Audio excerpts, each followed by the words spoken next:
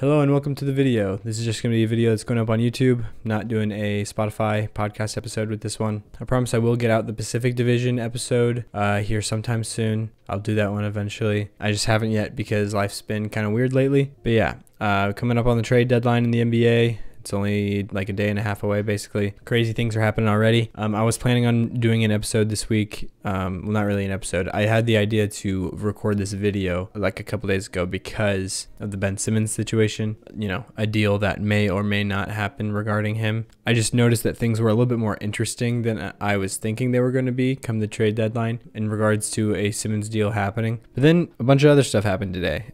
You know, the Blazers, they moved off of Powell and Covington the other day, but then they traded CJ Mccomb today, which it's been a long time coming, I guess. I don't know if I would say it like that, but you know, CJ Mccomb is one of those guys that people have been putting in trade machines for forever now, trying to, you know, find a more of a complementary star or piece to fit alongside Dame instead of a guy that's, you know, somewhat similar, like they have a lot of skill overlap and compounds their like defensive weakness and stuff like that. Yeah, so now they finally made that deal, but I mean, they didn't really get a piece back that's like super enticing other than they got picks, one future first rounder from New Orleans and two future second rounders. The Blazers also sent over Larry Nance Jr. and Tony Snell. So the guys they got back were Josh Hart, Tomas Satoransky, Nickeil Alexander-Walker, and I think one other person. Oh yeah, and then Didi Luzeta. Yeah, and then also the first round pick is in 2022, so that's this draft. And it's protected, obviously, because unprotected picks don't really exist anymore. Yeah, so that was interesting. I first saw that deal without realizing that there were picks involved. So when I first saw it, I thought it was a pretty good deal for the Pelicans, like on the Pelican side of it. Like at least I saw like the plan, or like I saw what they were trying to do with getting a notable guy like CJ McCollum. And, you know, another quality rotation player in Larry Nance. And then Tony Snell, who's not, like, really that bad at all as a reserve. You know, to try to build a team that can kind of compete, you know, and actually get some playoff seeds when Zion comes back. You know, obviously an effort to try to make him stay. And they let go of Josh Hart and Nickeil Alexander-Walker, which were both guys I thought that fit like their long-term plan pretty well. Like just having some of those guys that are good defensive wings, and can spot up at least at an average clip. It's kind of funny now that they've got rid of both those guys and Lonzo Ball, when I feel like when I looked at this roster just like a year ago, maybe even more, it depends on when the Lonzo deal happened. It's been less than a year. So like a year ago when I looked at this team and was thinking about, you know, future plans, what I would do to try to build around Ingram and Zion, the main names that I brought up of guys that I would like to keep in that core with them long term were Lonzo Ball, number one, Josh Hart, and then Nickeil Alexander-Walker. So all of those guys are gone now. So yeah, that was why I wasn't like in love with the trade. Even before I saw the picks, I thought that it was like a decent trade. Like I could get behind the idea of it, but I don't know if I myself would have made a deal like that personally. I was kind of on the fence about it, I guess I should say. But then when I realized that the Pelicans also threw in a first round pick in this upcoming draft, if it's this upcoming draft, I wonder what the protection on it is, because if it's top 5, then there's a pretty decent chance that they'll keep it. They could end up in the top 5 pretty easily with the lottery. Yeah, I'm curious to see what the protection is on that, because that could go either way, I guess. But if the Blazers do end up getting their selection, the Pelicans selection, that'd be pretty nuts. That's a really good win for the Blazers right there. I think that's a great trade for the Blazers side of things in terms of trying to rebuild right now and also clear up cap space, because in tandem with this deal, I'm pretty sure they also waived Cody Zeller off the roster, which I was a little bit surprised about. Well, I mean, I get it for salary reasons, but I'm sure he'll probably get picked up somewhere else because like he's just a solid backup center, you know. Maybe the Nuggets could even use him if we didn't have Boogie now. Then the other deal that happened was another one that I was not expecting, which was Pacers and Kings made a deal with each other. Oh, also I forgot to mention, I don't know how this didn't come up before. The Pacers also a few days ago traded Caris LeVert to the Cavs, which I think is pretty good for the Cavs. Like I was listening to Ryan Russillo's podcast, so I don't want to just like say his take as my own, but I thought what he said was pretty accurate, which was like Caris LeVert as an idea, you know, with the perimeter scoring ability and stuff like that added to this Cavs team would be awesome for the Cavs in the short term and long term even. But if Caris LeVert, you know, continues to have the same tendencies that he's developed and shown throughout his career so far, where he's been somewhat of a what you could call a black hole offensively and not too much of a contributor on the defensive end as much as you would like, at least. But I guess if he buys into deferring a little bit more to Darius Garland and the crew there, and kind of fitting in more as a second option, I see that as a good trade. But anyways, let me get to the other trade that I'm here to talk about. So the Pacers are sending Dimanta, Sabonis, Jeremy Lamb, and Justin Holiday to the Sacramento Kings for Tyreese Halliburton, Buddy Hield, and Tristan Thompson. Yeah, when I saw this, I wasn't surprised that Sabonis got moved, really. I figured he'd probably get moved somewhere, especially with the Pacers having Carlisle. It seems like keeping Turner was the move there. But then somehow getting Tyreese Halliburton in that deal for the Pacers, yeah, that's the part that surprised me. I really did not think the Kings were going to be trading Tyreese Halliburton for really anything. To me, I thought that Halliburton was going to be the one. If one of those guards in Sacramento were to be moved, I thought that Fox would be the one. Yeah, not surprised at all about Buddy Hield getting moved. Neither with Tristan Thompson. He's definitely like more of a salary filler thing. But Pacers side of things, like traded away Sabonis, which just by subtraction makes your team make a little bit more sense, building it, you know, in a different way with Turner as, you know, the big man and kind of going 4 out around that, or really 5 out because you have Turner, the spot up shooter, as a center. But now you're adding, you know, a great shooter in Buddy Hield, one of the best in the league, and then Tyreese Halliburton, another really, really good shooter, but also a guy that in stretches when Fox has been out this season has really shined in a primary ball handling role, you know, being the initiator, shot creator, just engine of the team, basically. He's shown a lot of glimpses in that department. And, you know, even coming into the league, we all knew about his playmaking ability. That was definitely kind of the highlight of his skill set. And so that just makes so much sense to pair with Malcolm Brogdon in the backcourt there in Indiana. Because, you know, Brogdon was a 50-40-90 guy back in Milwaukee, where he was more the combo guard, you know, the secondary initiator, secondary ball handler type guy. Throughout his career so far, he's shown to be way more efficient in that role than, you know, as like the lead guy. And so getting Tyreese Halliburton to be that lead ball handler just makes a lot of sense to pair alongside Malcolm Brogdon. Just kind of a perfect fit there, or so it would seem in my head. So I like that deal a lot. On the Kings side, I don't love it. I don't hate it either, I guess. I kind of see the thought of pairing Fox and Sabonis together to be a pair. I don't know.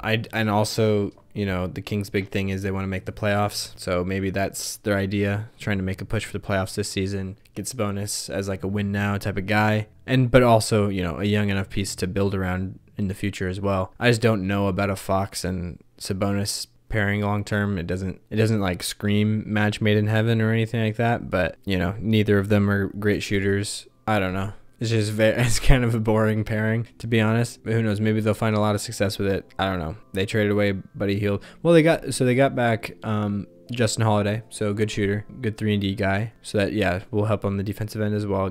Trading out Buddy Hield and getting back 2 wing defenders in Justin Holiday and Jeremy Lamb. So I guess I don't know how much those guys are really going to be involved.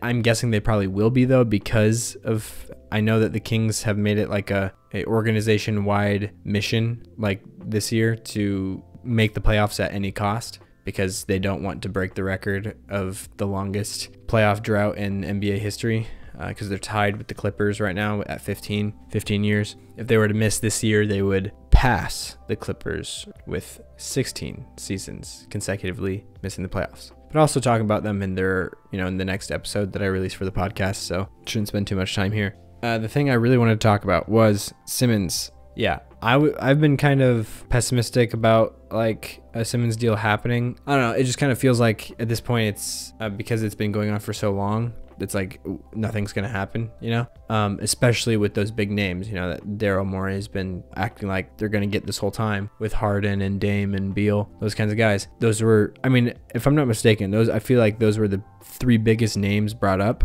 in the offseason when in terms of who Ben Simmons is going to get moved for. And at a certain point, it became like pretty clear, like it doesn't seem like you're going to get one of those guys with Ben Simmons. Doesn't seem like those teams are going to buy into that. But now it's just kind of funny to see how it went from that this summer to now, where it's literally all three of those guys have really come down in value. It's a lot more realistic now than it was back then for all three of those guys, I feel like. In terms of superstars that have kind of fallen off or really taken a dip and seem like they're on a downward trajectory all of a sudden, I feel like those are the three big like main names that would fit that category. And somehow it's just kind of odd that those are also the three guys that were deemed too valuable to be traded for Ben Simmons last summer. So will anything happen? I don't know, because today Beal, their news just dropped a few hours ago of Beal's not gonna even finish the season because he's having season-ending surgery done on his wrist, I think it was. I don't remember. That one seems a little less likely now because of that. I feel like because the reason why that is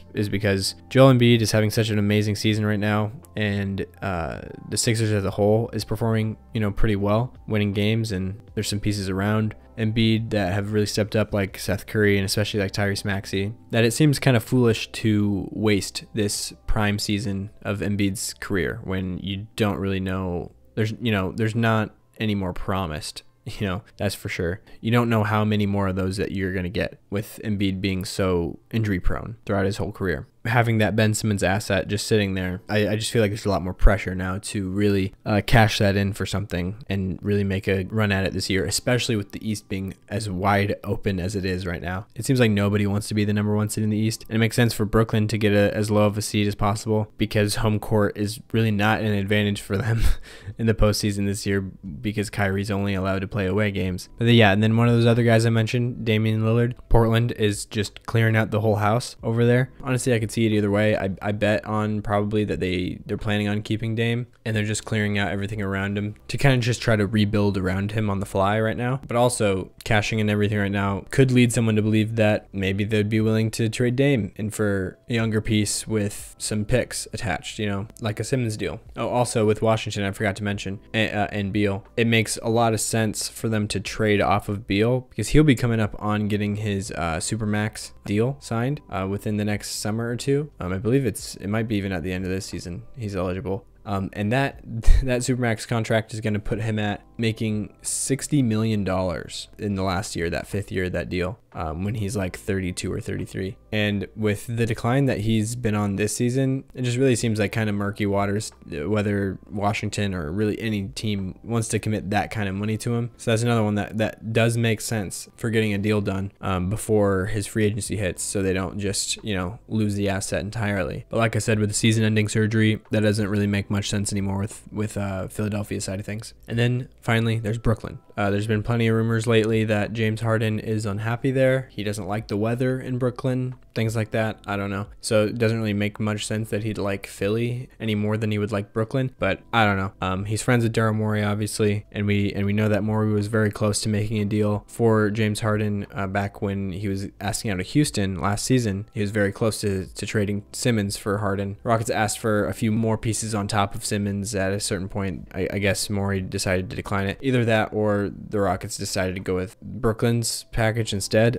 I'm not sure. I guess Harden seeing some decline, also getting older, also going to be a free agent this summer, hasn't signed his extension with Brooklyn. That's another one of those flags that came up where people think he might not want to stay. So if he signs a Supermax extension, he'll be making around like 63 or 64 million in that fifth year when he's like 36. So that seems like a very rocky deal as well. Like, I don't, it doesn't sound super enticing, super team friendly, but at the same time, if you get Harden right now and you have him for the next few seasons with Embiid, that just sounds like the right move to make, regardless of whether, that contract might become pretty bad towards the end. Those first few seasons might be worth it. But yeah, I'll be very interested to see what happens. Anthony is convinced that they're going to get Harden, whether it be now before the trade deadline or in the summer as a sign and trade. But yeah, that's all I want to talk about.